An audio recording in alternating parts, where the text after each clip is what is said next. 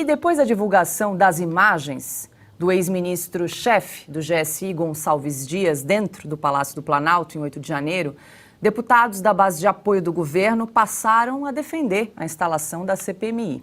José Guimarães, do PT do Ceará, disse que o governo será o primeiro a indicar membros da comissão. Lindenberg Farias, do PT do Rio de Janeiro, disse que a CPMI poderia afetar Jair Bolsonaro. Ele sugeriu que o ex-secretário de Segurança Pública do Distrito Federal, Anderson Torres, preso desde janeiro, seja o primeiro a depor. Cris, os governistas aí estão mudando de lado. Vamos lembrar que o requerimento para a instalação da CPMI do 8 de janeiro conta então com 194 assinaturas de deputados e de 37 senadores. Vamos acompanhar aí as cenas dos próximos capítulos, né? Eu não sei o que diz o regimento interno em relação a essa mudança de ideia aí dos governistas, né? Mas eu gostaria que os deputados que estão há semanas, há meses já, colhendo assinaturas e se mobilizando aí para instalar essa CPMI, de alguma forma não permitissem que esses Randolphs da vida agora quisessem participar da comissão, porque vem com essa ladainha, né, de que de comissão nós entendemos, de investigação nós entendemos, nós sabemos como eles plantam narrativas nas CPIs, como eles dão as costas para as testemunhas que efetivamente entendem do assunto, como aconteceu com médicos renomados na CPI, que foram lá a convite, né, dos senadores para prestar esclarecimentos, e os senadores deram as costas, abandonaram, não quiseram ouvir. Então a gente imagina já o que eles podem fazer se tiverem algum cargo maior nessas comissões. Agora, a mobilização é não só pela instalação da CPI, mas para banir esses traíras aí, que antes queriam, depois não queriam, agora querem de novo, e a gente sabe muito bem o que eles querem, banir de qualquer participação maior na CPI, porque vão tumultuar agora toda a investigação e plantar narrativas para tentar desvirtuar o que realmente aconteceu. Nós queremos a verdade. Eles não, eles querem jogar tudo para baixo do tapete, a gente conhece o modus operandi. O Silvio, vamos lembrar, até como bem lembrou o deputado Marcel Van Hatten, são 160 horas de gravação registradas em 22 câmeras. A gente só viu ali fragmentos, né? Poucos minutos. Imagina então que a base governista esteja aí com certo receio do que vem pela frente, mas é certo que o governo Lula deve explicações ao povo brasileiro. 5 minutos de CID, CNN, poderia constar num atestado, né? Provocou esse terremoto hoje no Congresso Nacional e já derrubou um ministro em tempos célere, completamente fora dos padrões para o PT. Imagine o que 160 horas pode fazer. O governo Lula provavelmente não vai parar em pé, como não parou em outras CPIs. O deputado José Guimarães, que disse agora há pouco, né, que queremos assinatura, o líder, o deputado Lindenberg Farias também, queremos participar da CPI. É claro, agora eles vão assinar e vão correr para participar, porque isso é uma forma de barganha para conseguir a relatoria ou a presidência, um dos dois cargos ou uma vice. Eles vão tentar estar na mesa da comissão. Eles tentaram adiar, postergar para justamente fazer com que essa CPI não saísse do papel. Agora que ela é inevitável, um caminho absolutamente sem volta, eles vão tentar ter algum protagonismo para impedir que as investigações derrubem o governo e apressem o impeachment, talvez o mais rápido desde a redemocratização do Brasil. Mas para esses dois deputados do PT, eles já estavam em Brasília em 2005, e aí o Lindenberg era um ex-cara-pintada, um deputado em ascensão. José Guimarães, àquela altura, logo depois, teria um assessor pego com dinheiro na cueca.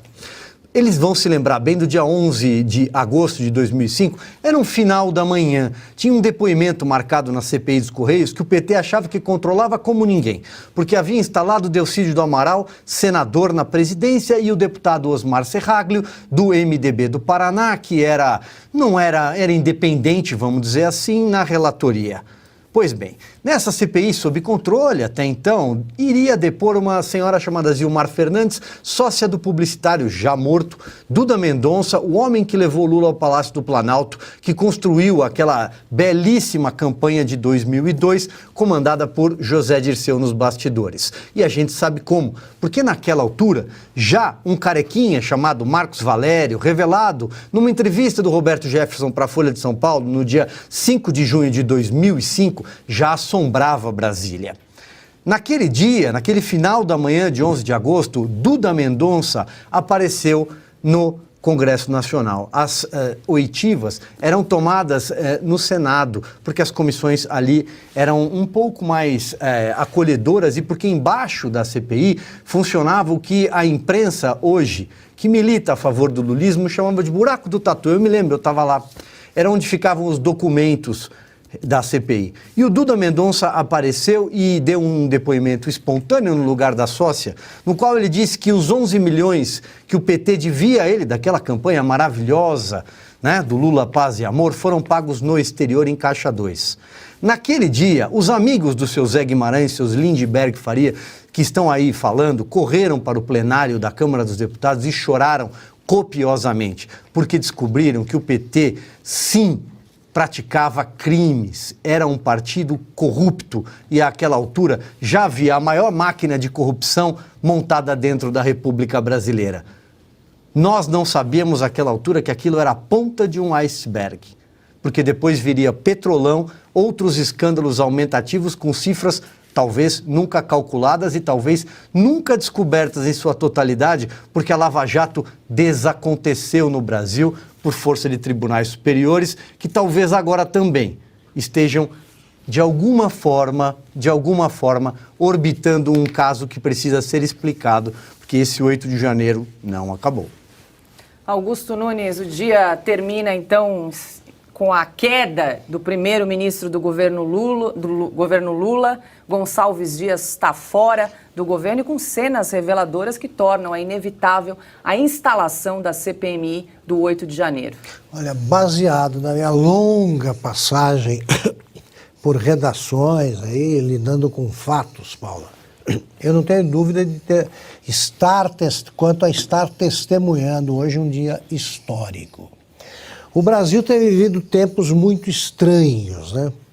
A imprensa, por exemplo, a imprensa e o Supremo Tribunal Federal, a pretexto de combaterem fake news, têm mentido demais.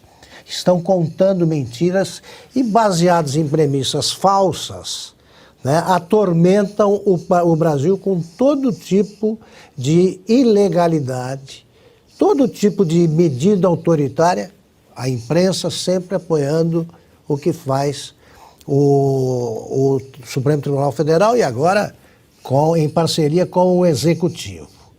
Bom, a imprensa vem apresentando o que aconteceu em 8 de janeiro como uma tentativa de golpe bolsonarista. O Bolsonaro estava no exterior. As pessoas que têm mais de 5 neurônios e continuam honestas ponderaram que não é possível você tentar um golpe de Estado sem o apoio de militares, tá? Sem o apoio das Forças Armadas. O doutor Ives Gandra lembrou isso numa entrevista recente. Pois bem, surgiu o primeiro militar envolvido, né, nas violências ocorridas em 8 de janeiro. É um militar ligadíssimo ao Lula. Então eu vou sugerir o seguinte: o Supremo precisa imediatamente mudar de postura. Os ministros que estão por lá devem aconselhar o ministro Alexandre de Moraes a parar com o que vem fazendo, porque o Brasil não pode tolerar a prorrogação dessas violências institucionais.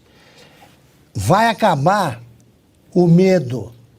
É preciso que os brasileiros recuperem a coragem de se manifestar. Os brasileiros estão agora, eles são agora beneficiários dos fatos e, baseados nos fatos, têm de reagir. Não é possível manter sem prova nenhuma, presos mais de 1.000 pessoas, né, presas mais de 1.000 pessoas, e ao mesmo tempo ignorar o que aconteceu com a divulgação dos vídeos de hoje. Os culpados estão em outro lugar, ou o Supremo muda. não tem medo de mulher, recua e para com as violências, ou o Brasil vai viver uma das grandes crises institucionais da história com desfecho imprevisível. Mas eu acho que a partir de agora o povo precisa recuperar a altivez e exigir que as violências parem. As provas já surgiram e são apenas o começo.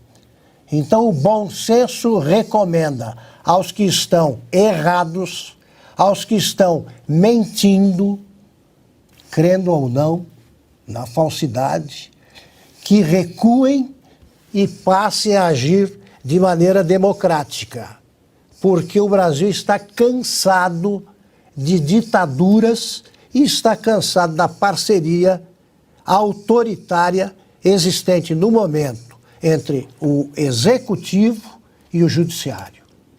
Está nas mãos do legislativo e do povo brasileiro a solução da crise institucional que nós vivemos.